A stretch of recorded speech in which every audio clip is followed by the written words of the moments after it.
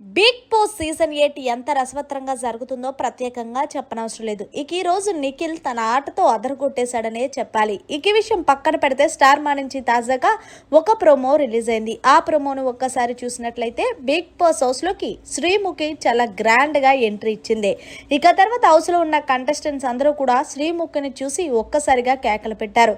అవినాష్ అయితే శ్రీముఖిని హక్ చేసుకోవడానికి దగ్గర వెళ్తుంటే శ్రీముఖి మాత్రం ఆట పట్టించడానికి చూసింది.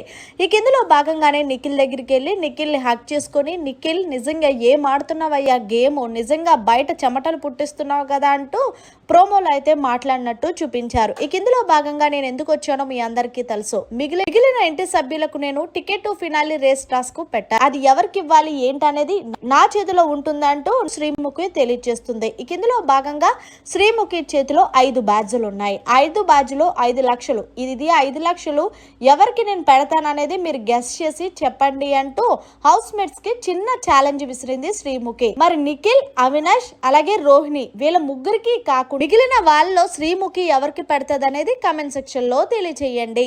మరిన్ని లేటెస్ట్ లైవ్ అప్డేట్స్ కోసం చూస్తూనే ఉండండి మన ఛానల్.